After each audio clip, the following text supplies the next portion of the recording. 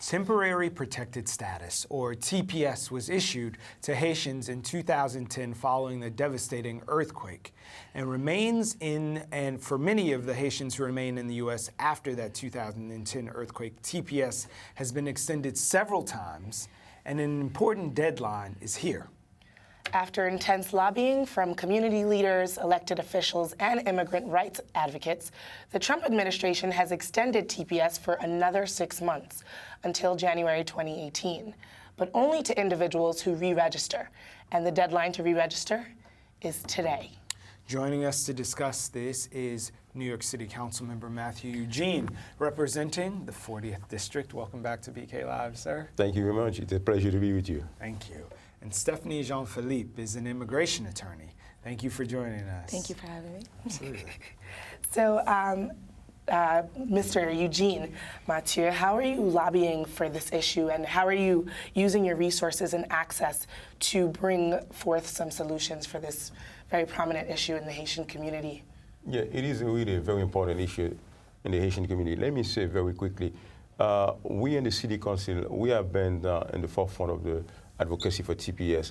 And I remember when I was elected in 2007, there were 4 tropical storms that hit Haiti in 2008. And I introduced Resolution 1595 to ask the federal government and President Bush at that time to provide TPS to Haitian people. The entire City Council voted and we passed the legislation. And TPS was granted to Haitian people after the earthquake. And since that we have been advocating.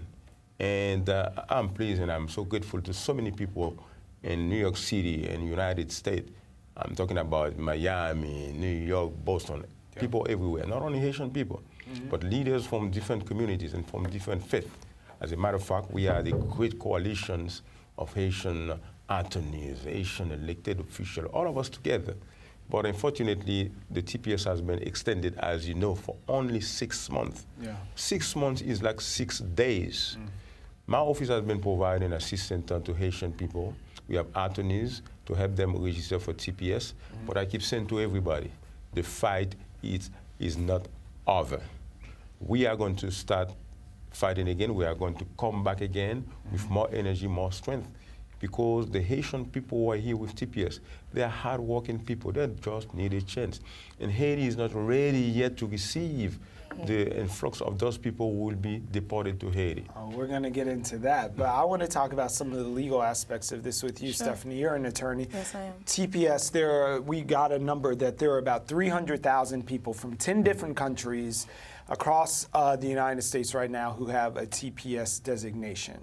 So we're looking at, in some situations, since 1999, folks from Honduras and Nicaragua have been here under TPS because of natural disasters there. So what rights do folks who are here under temporary protective status have, if any? Okay, so basically they have the right to work. They're able to apply for work permits. They can get a social security card based on the work permit, so they can use that. Right. They're allowed to travel using something called advanced parole. And so the travel and the workability, which is the most important, because they want to be able to work legally. They want to be able to get a driver's license. They want to be able to just be out and about and not hide under the table or get paid under the table anymore. And they're allowed to pay those good old taxes. Taxes, yes. Every they're April. allowed to pay taxes. And how are you educating your clients about the solutions that they can see? Okay, so when it comes to solutions, as you know, TPS is a temporary status. So a lot of my clients who, for example, they walked across the border, they took a boat. Their main issue at the time was they don't have an I-94. So I-94 is proof that you entered the country. Because for you to be able to get a green card in the States, you have to prove that you entered on a status or you were inspected at the border. So without that I-94, a lot of people were unable to adjust here. But now, since they were able to travel with the TPS, with advanced parole, once you leave the country and come back with advanced parole, you're issued an I-94. So a lot of people who were unable to adjust status before, through TPS, they're now able to adjust status. So a lot of my clients who did the, left and came back and now have an I-94, I'm letting them know if they have a qualifying family member, they can get their papers now. They can transfer from TPS to green card status. So, Council Member, what about some of the criticism that people say temporary is the first word in it? It's temporary protective status. This isn't a backdoor to immigration that people are taking advantage of. What about that criticism? Let me tell you something. United States is a great country, is a wonderful country because of the tradition of the principle of the United States, providing access and opportunities to people who are in trouble. That has been for a long time. And I think those people who come to United States through TPS, they're hardworking people contributing to the system. And also, they become also nurses, medical professionals. They are contributing back to the fabric of United States. I think this is what makes United States powerful and strong, the contribution of people who come to this country to participate in the fabric of this country. So why do you think that Haitians are at the door just trying to get another 6 months when people like those from Nicaragua have been here for 20 plus years and you don't see them in the headlines having to beg another 6 months of the administration? So what is it about Haitians that are being singled out? Let me tell you, we all know that the earthquake on 2010 was a big blow to Haiti. Yeah. And it will take time, a lot of resources for Haiti to get back on track. The country is not ready yet. In addition to that, we got to think of the epidemic of cholera in Haiti right now. The lack of... Enacted by relief workers. Exactly. They brought that in. 10,000 people died when they're meant to be there doing their best in helping. Yes. They brought cholera. In addition to that, we got to see that the political crisis in Haiti. The president of Haiti just got elected. 5 minutes ago. You see what I'm saying? Yeah. So that means the country is not ready to receive, the influx of Haitian people that would be deported. What we are asking, we advocate Haitian and people of goodwill. We are asking to the federal government to grant an extension of 18 months. 18 months. Yes, that's the normal, extension Yeah. to the Haitian people. You got 6 from Yes. Secretary Kelly, yes? Oh, yeah. So 6 is not enough. Yeah. Right. It is not. And what we're asking is just a humanitarian gesture as a relief effort to Haiti. Yeah, so talking about that time frame, Secretary Kelly just recently visited Haiti, and I think for just 4 hours, and he met with the president of Haiti, Jovenel Moïse.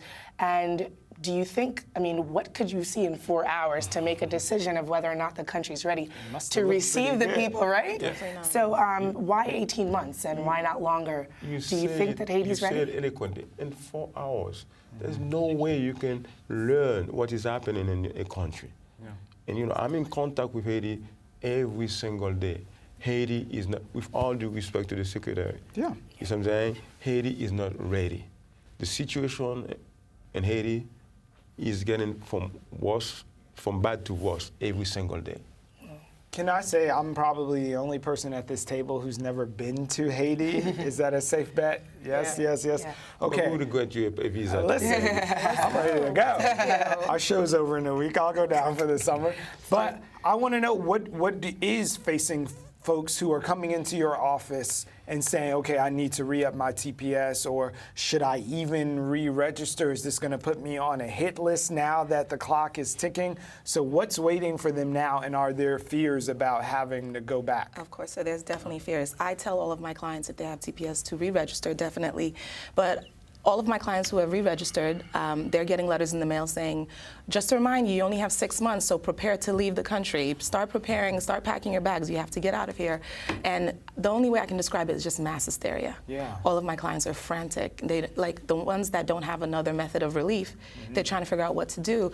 What But about people who've been here and they have kids who are now American citizens, and they, by rights, had the right to procreate, they had the right to work and live and pay taxes, and may have had a child here who's now a citizen? Are they in danger of having to go back as well? they are in danger, but there's always a workaround. Yeah. But let me not say there's always a workaround, but usually there is a workaround. Let's say, like I said, if they have a 994, Yeah. or if they fit under another exception, if they are the parent of a child, let's say the child is over 21, that child can file for them, and then they get their papers that way. Or if, unfortunately, they are pushed into the court system, Yeah. there are several different ways they can be protected from deportation. There's cancellation of removal. Yeah. So many different ways they can transition from TPS to green card status. I know permanent Tati residence. had a question for the council member about this chilling effect that something like that can have on an entire community.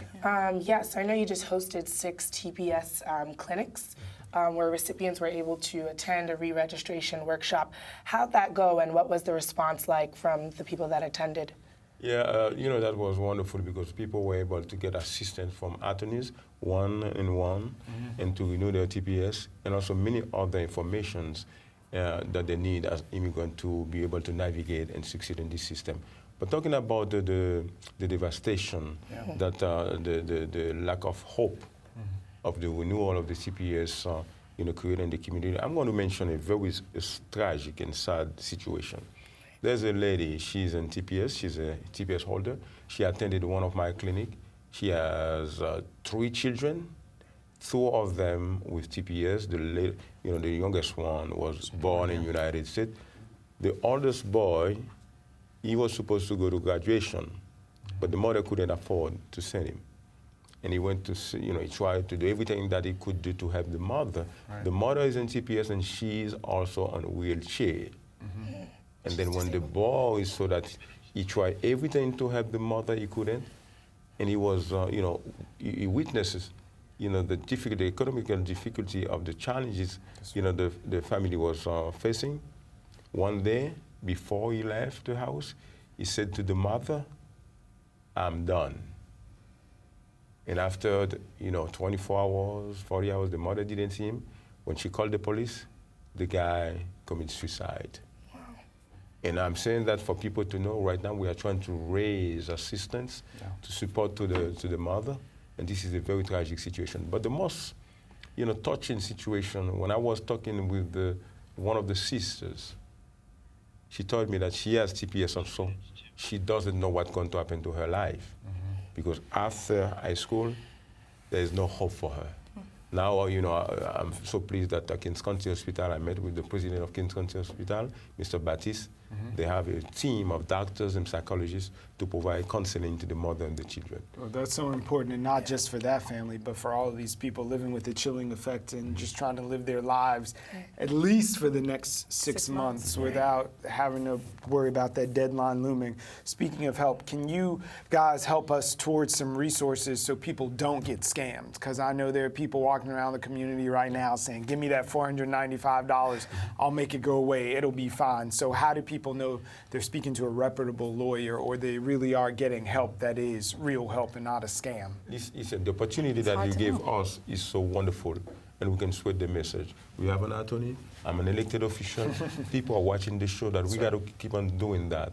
And also I organize a community forum, and there's know your right to know your right, you see what I'm saying? With many legal organizations, non-for-profit organizations in the community, we hosted so many clinics to let people to know their right, what they should do, in case people are trying to take advantage of that. How do you know if it's a scam? Well, it's hard because a lot of people, they go through help according to word of mouth. But one organization that I'm affiliated with that is not a scam is HOPE, H-A-U-P, Haitian Americans United for Progress. And they did open forums to help people reapply for TPS. And I mean, literally it's word of mouth a lot of times. A lot of times they don't know if they're going to someone who's good, but. We're sitting here on Monday, the 24th of July. Today is the deadline. So somebody is going to email this to a friend tomorrow, and they would have missed the deadline. What am I to do? It has to be postmarked by today. The application for TPS has to be postmarked by today. If they apply tomorrow, they miss the deadline. All right, so now it's on you guys to tell a friend, call somebody you know, take them with you to get re-upped. Yeah, great. Council Member Eugene, thank you so much for being here. Thank you to you, to both of you. Thank you. Appreciate it.